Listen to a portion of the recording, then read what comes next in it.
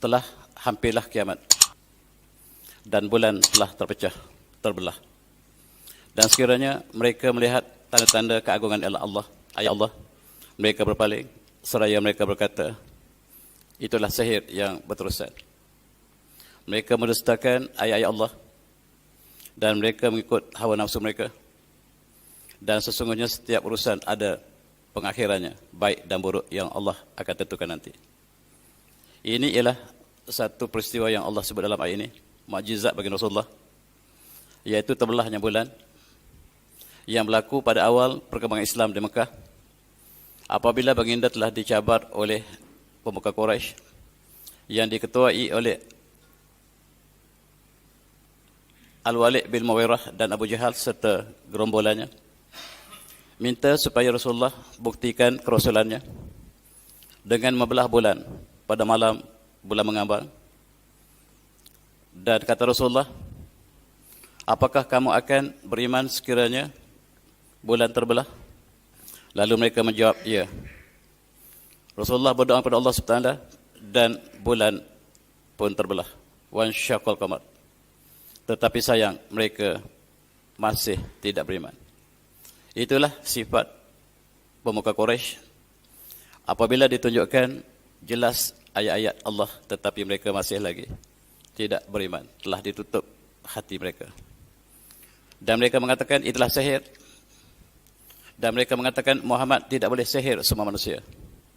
Dan kita tanya kafilah yang bakal datang ke Mekah, apakah mereka juga menyaksikan dalam perjalanan?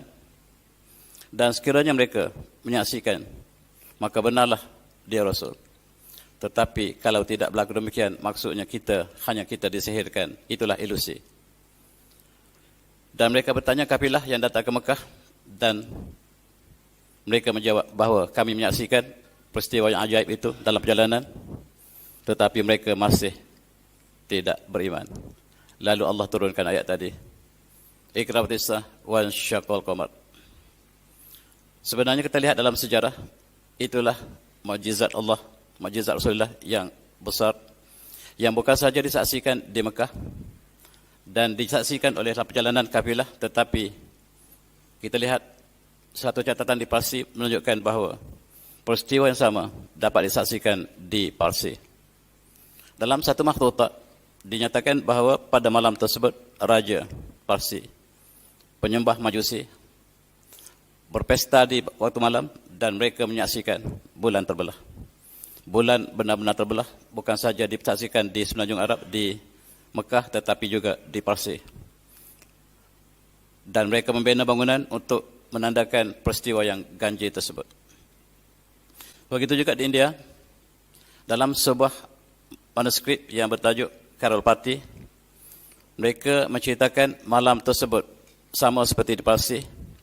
Raja Malabar, Raja Kerala sedang berpesta di tepi pantai, dan mereka juga menyaksikan peristiwa bulan yang sama. Dan raja ini dalam riwayat ini bernama Raja Chakrabarti Parmas. Oleh kerana peristiwa yang ganjil, raja ini minta supaya tenteranya mencari sebab, apakah sebab bulan terbelah. Lalu raja ini mendapat berita bahawa terbelahnya bulan ini ada hubungan dengan baginda Rasulullah di Mekah. Lalu raja ini bersama dengan tenteranya bersedia untuk mengembara ke Mekah, dan mereka sampai ke Yaman. Sampai di Yaman, maka mereka teruskan perjalanan ke Mekah. Ketika itu Rasulullah masih awal lagi di Mekah, dan raja ini bertemu Rasulullah dan memeluk Islam, mengucap syahadah depan Rasulullah. Ini raja yang terawal yang memeluk Islam sebelum berlaku peristiwa hijrah lagi. Ketika baginda di Mekah ditentang oleh Quraisy, Allah hiburkan dengan Islamnya Raja Malabar ini. Dan ini dinyatakan oleh seorang Profesor Muhammad Hamidullah yang terkenal dengan kajian perbanggaannya. Dan Malabar berada di barat India. Inilah benih Islam yang awal yang telah sampai di India sejak baginda Rasulullah di Mekah. Dan hubungan Raja Malabar ini dengan alam Melayu sangat rapat. Oleh sebab itu, alam Melayu juga menerima Islam sangat rapat ketika Rasulullah masih di Mekah. Dan itulah sebab kita lihat sejarah yang ditulis oleh orientalis. Mereka melewatkan kedatangan Islam ke alam Melayu. Sebab mereka ingin menyatakan bahawa Islam tidak berperanan dalam kehidupan orang Melayu. Sebenarnya, sejak baginda Rasulullah di Mekah, Islam telah sampai ke alam Melayu. Barangkali kerajaan belum terbentuk, tetapi masyarakat sebahagiannya telah menerima cahaya Islam ini. Bahkan dalam buku sejarah Hamka, menyatakan bahawa ketika zaman Rasulullah lagi, Sayyidina Muawiyah telah sampai ke Jawa, menceritakan pribadi orang Jawa sehingga dikenali di semenanjung Arab. Orang yang sebelah timur ini dipanggil orang Jawa, ataupun dalam bahasa Arabnya Al-Jawiyun. Dan kita disebut orang Jawi sampai ini, ciri orang Jawa. Yang pertama kali interaksi di antara para sahabat dengan umat Islam, dengan penduduk di rantau ini, menunjukkan Islam sampai ke sini sangat awal. Dalam satu peristiwa, ketika Ja'far bin Abi Talib berhijrah ke Habsyah, ketika umat Islam di Mekah masih ditindas, dan apabila sampai di Habsyah, Ja'far bertemu dengan satu rombongan daripada India Timur. India Timur barangkali India sekarang, barangkali kita di alam Melayu. Dan telah diislamkan rombongan ini. Dan rombongan ini juga benih yang awal yang telah diislamkan oleh Ja'far bin Abi Talib dalam sejarah yang bersumberkan sumber kita yang lebih tepat daripada yang dicatatkan oleh orientalis. Orientalis sengaja untuk menyatakan Islam sampai di Melaka dalam kurun yang ke-15, sedangkan di Patani kita mendapat catatan bahawa dalam tahun 800 masih kerajaan Patani telah terbentuk dan diperintah oleh Islam. Tahun 800 masih maksudnya 150 tahun selepas baginda Rasulullah, ataupun 100 tahun selepas baginda Rasulullah di Mekah. Dalam satu hadis yang diriwayatkan oleh Al-Hakim, peristiwa ini dinyatakan tentang Raja India yang berjumpa Rasulullah dan memeluk Islam depan Rasulullah mengucapkan syahadah. An Abi Sa'id Al-Khudri radhiyallahu anhu qala summa ahda Malikul Al-Hind ila Rasulillah sallallahu alaihi wasallam jarrah fiha zanjabil. Fata'ama asabahu qitatan wa ta'ani minha qitatan. Dalam hadis ini Abu Sa'id Al-Khudri menceritakan Rasulullah dikunjungi oleh Raja India yang memeluk Islam tadi, yang tidak nyatakan identitinya, tetapi namanya Chakrabarti Parmas dalam catatan sirah Islam. Dan baginda Rasulullah dihadiahkan oleh raja tersebut zanjabil. Apa dia zanjabil, tuan-tuan? Zanjabil Allah sebut dalam Al-Quran. A'udzubillahi minasyaitonirrajim. Wa yasqawna fiha ka'san kana zajuha zanjabila. Dan di akhirat nanti umat Islam, umat orang beriman akan diberi minum arak dalam gelas. Di dalam ini ada arak dalam gelas dan dicampur dengan zanjabil. Zanjabil ialah minuman syurga. Dan dalam konteks Raja India tadi, dia membawa hadiah zanjabil pada Rasulullah. Zanjabil dalam konteks kita ialah halia. Halia ialah makanan diraja ketika itu, yang tumbuh di alam Melayu, yang menunjukkan bahawa hubungan India dengan kita sangat lama. Bahkan dalam sejarah petani menunjukkan bahawa sebelum Islam, orang Yaman sudah berada di Patani. Mereka mengadakan hubungan diplomatik, perniagaan dan sebagainya di antara penduduk Patani dan juga penduduk Yaman, termasuk Parsi. Sebab orang Parsi, orang Yaman suka makan nasi. Dan nasi ketika itu, padi, beras didapati daripada petani. Satu-satunya pelabuhan yang mengeksport padi ialah Patani.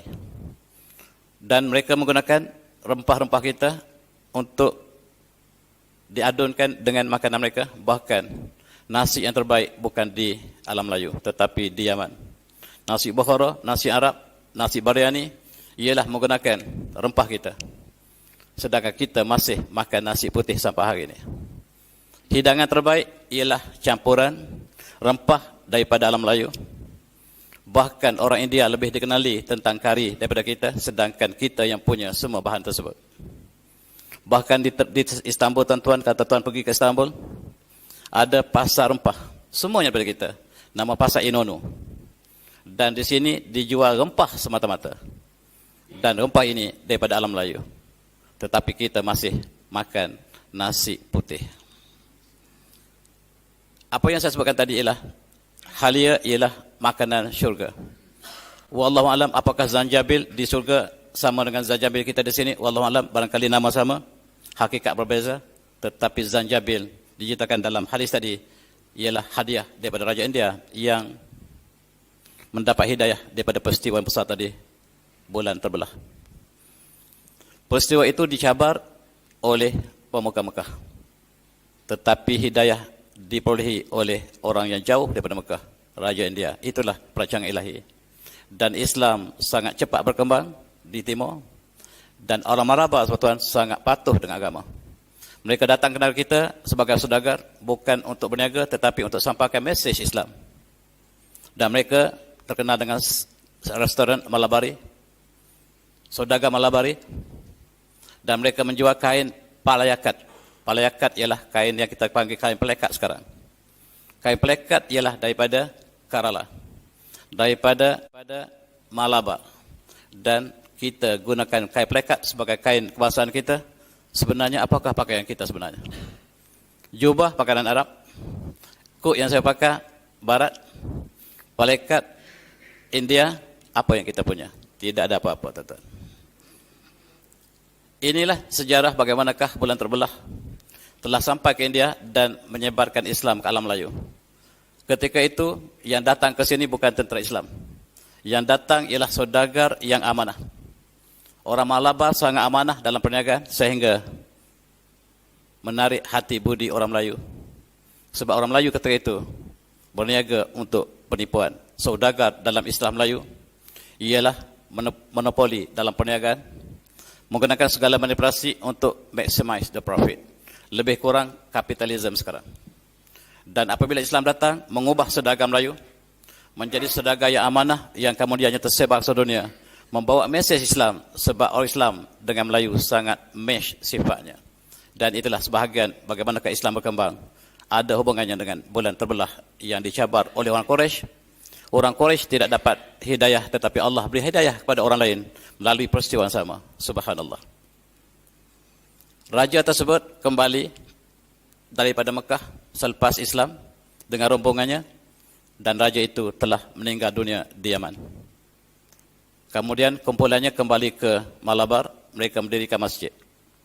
Ini antara bekas masjid yang didirikan selepas mereka sampai ke India. Mari kita buat sedikit renungan. Masjid pertama dibina oleh baginda Rasulullah ialah Masjid Quba. Tetapi barangkali masjid ini lebih awal. Sebab ketika baginda Rasulullah berada di Mekah, belum pun hijrah, Raja India dan rombongannya telah meluk Islam dan kembali Malabar dan membina masjid ini. Kita tidak dapat sejak tarikh yang tepat, walaupun ada cadangan tarikh yang diberikan pada tahun-tahun tertentu, tetapi tidak ada satu catatan yang muktamad. Barangkali Masjid Quba kekal sebagai masjid yang terawal dibina Rasulullah. Barangkali masjid ini juga ada calon sebagai masjid terawal dibina di luar daripada Mekah. Dan itulah sejarah Islam yang cukup indah. Mari kita lihat dari segi ilmu falak, tuan-tuan, peristiwa yang sama. Kita lihat time zone di antara negara kita dengan Mekah. Perbezaan masa di antara alam Melayu dengan Mekah sejauh ataupun dalam masa 5 jam. Maksudnya perbezaan masa Mekah dengan kita 5 jam sekarang. Kita buat sedikit andaian, sekiranya peristiwa bulan terbelah di Mekah berlaku pada pukul 9 malam. Pukul berapakah di Malaysia? 9 tambah 5, 14 tolak 12, 2 pagi. Di Malaysia 2 pagi. Maksudnya kalaulah ada penduduk di Malaysia, di negara ini, alam Melayu, kita dapat saksikan sebagaimana orang Parsi dapat saksikan, sebagaimana orang India dapat saksikan, sebab kita satu zone time. Dan ketika itu benar-benar kita sudah ada kerajaan di alam Melayu. Kerajaan itu namanya Kerajaan Sriwijaya. Kerajaan ini berpusat di Petani. Dalam sejarah Islam, Petani mengatakan Sriwijaya bukan hilang, tetapi selepas peristiwa mereka telah memeluk Islam, maka kerajaan Sriwijaya menjadi kerajaan Darussalam Patani. Kerajaan Sriwijaya tidak pernah hilang sebagaimana yang dicatatkan oleh sejarah tanah air mengatakan kerajaan Sriwijaya telah hilang, diserang oleh Majapahit. Tidak benar sama sekali. Kerajaan Sriwijaya kekal menjadi kerajaan Islam batani. Dan inilah kita harus lihat sejarah Islam yang kita catatkan dengan catatan yang dicatatkan oleh orientalis, cabaran kepada pelajar. Adik-adik depan saya yang mengkaji sejarah, kajilah pada sumber kita. Jangan terpengaruh dengan orientalis sebab mereka purposely datang untuk memusingkan sejarah yang agung kita. Saya buat sedikit simulasi tuan-tuan. Sekiranya peristiwa itu berlaku di Mekah pada pukul 9 malam. Di Malaysia pukul 2 pagi. Bahkan di Tokyo pukul 3 pagi. Di Perth pun 2 pagi. Kita sama dengan Perth. Maksudnya seluruh benua Asia dapat menyaksikan peristiwa itu. Peristiwa itu bukan ilusi, benar-benar terbelah. Dan dapat disaksikan oleh teknologi satellite hari ini. Dengan jelas bulan pernah terbelah. Dan sebahagian daripada Afrika dapat menyaksikannya. Hari ini kita lihat dunia mengukur teknologi berdasarkan kepada penguasaan bulan. Negara-negara maju menghantar satelit mereka, roket mereka ke bulan. Dan mereka mengambil gambar. Ada yang mendakwa mereka sudah mendarat. Dan ada yang sedang mencuba. Tetapi yang menariknya lah, mereka keluarkan gambar yang cukup menakjubkan. Rekahan di bulan dapat jelas dilihat. Rekahan ini yang memanjang daripada kutub utara bulan ke kutub selatan, yang sebahagiannya keluar lava daripada celah rekahan itu, dan sebahagian lagi masih kekal dengan jurang yang sangat luas. Dan inilah yang sedang dibincang oleh ahli astronomi, oleh astronot, apakah puncanya bulan kelihatannya terbelah, dan garis terbelah ini masih jelas dapat lihat hatta daripada bumi. Inilah yang sedang dikaji oleh mereka. Bahkan rantau ini sangat luas. Satu kawasan yang lembahnya sejauh ataupun selebar 250 meter, 300 meter. 4 kali masjid ini. Jurangnya ataupun lurah itu. Dan panjangnya dia timbul dan tenggelam. Yang timbulnya sejauh 300 km, tenggelam, timbul lagi. Tenggelam, timbul lagi. Daripada kutub utara selatan. Dan ini gambar yang diambil oleh negara maju. Barangkali diambil oleh China yang baru saja sempat mendarat dengan robot mereka di atas bulan. Dan mereka sedang membincangkan apakah yang menyebabkan lurah yang sangat besar ini, seolah-olah gempa bumi yang pernah berlaku di atas permukaan bulan menyebabkan bulan retak. Itulah yang mereka sedang bincangkan sekarang. Dan perkara ini pernah dibincangkan oleh BBC di England. Mereka memanggil ahli-ahli saintis dan juga ahli astronomi daripada NASA, Aerospace Amerika, Eropah dan negara yang lain. Ini perbincangan mereka ditujukan kepada penaklakan bulan. Dan mereka menimbulkan persoalan tentang yang mereka sebut sebagai rays ini. Yang ini lurah yang sangat besar, yang lengkap satu bulatan bulan. Yang dapat dilihat ialah sebahagian. Kemudian keluar sebahagiannya lava, dan mereka sedang membincangkan dengan pandangan masing-masing. Mereka bukan Islam, tuan-tuan. Dan akhir sekali, pengerusi membuat kesimpulan seperti berikut. Izinkan saya baca kesimpulan yang dibuat oleh pengerusi BBC ini. Dia kata, Moon was split at some point and joined together again. Saya berpendapat, kata saintis ini, bulan pernah terbelah.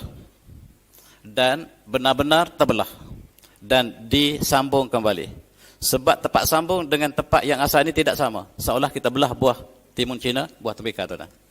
Dan kita rapatkan, tidak rapat sama. Tidak tepat sebagai asalnya. Allah ingin tunjukkan kesan mukjizat yang agung ini. Dan kata pengurusi lagi, this is a fact that the moon had been split a long time ago and rejoined. And there is a lot of concrete evidence on this fact. Dan itulah kesimpulan yang dibuat oleh pengurusi yang membincangkan daripada penerokan bulan, yang mereka fokus malam itu ialah wujudnya rekahan yang sangat besar yang barangkali akan rekah kembali, barangkali tidak, wallahu alam. Tetapi itulah kesimpulan yang dibuat oleh pengerusi. Mereka lukis rekahan itu dapat disaksikan daripada hujung ke hujung, daripada sebelah yang jelasnya ialah daripada kutub selatan. Ketika itu ada seorang Yahudi menuntun rancangan tersebut. Dia sangat anti dengan Islam. Dia mengkaji bulan terbelah dan dia ingin jadikan modal dia untuk menafikan peristiwa itu. Tiba-tiba dia dengar bahawa pengerusi bersama dengan ahli astronot yang sedang berbincang tentang rekahan bulan, yang mengatakan bulan secara jelas ada bukti-bukti yang sangat konkret bahawa bulan pernah terbelah, dan dia melompat dari kursi dia, mengucap syahadah. Dia fasih bahasa Arab sebab dia mengkaji Islam untuk negatifnya. Tetapi hari ini dia mendapat hidayah melalui perbincangan mereka yang membincang tentang rekahan bulan. Dan dia mengatakan sekarang dia sudah tua, dia memimpin parti Islam se-Britain, parti yang tiada sambutan di Britain. Tiada seorang pun ahli parlimen daripada parti ini. Tetapi dia mengatakan tugas saya ialah menanam benih di Britain. Kejayaan bukan urusan saya. Urusan saya ialah untuk menanamkan benih Islam dalam politik di Britain, dan benih saya telah tanam. Barangkali akan tumbuh, barangkali akan memberikan hasil suatu saat akan datang, saya tak tahu. Tugas saya ialah berjuang, dan saya beritahu saya memeluk Islam semata-mata kerana bulan terbelah. Tuan-tuan yang saya hormati, peristiwa yang sama dicabar oleh orang Quraisy. Mereka tidak dapat hidayah. Allah berikan hidayah kepada orang yang datang kemudian. Diberikan hidayah kepada orang Raja India, dan didatangkan hidayah kepada pemimpin Islam Britain ini. Dan dia sentiasa berkata, saya benar-benar memeluk Islam kerana satu peristiwa saja, iaitu bulan terbelah. Tuan-tuan boleh Google asal-usul dia, daripada nama dia, Yahudi. Namanya David Moses Peacock. Dia tukar nama dia menjadi Daud Musa Peacock. Dia kekalkan Peacocknya, keluarga-keluarganya, dan dia memberitahu kepada, dalam satu seminarnya, dia mengatakan bahawa negara maju, Rusia, Amerika, Jepun, dan negara-negara maju lain hantar Sputnik ataupun menghantar roket satelit ke bulan. Dan mereka hanya membuktikan satu perkara, bahawa mukjizat bulan terbelah benar-benar berlaku.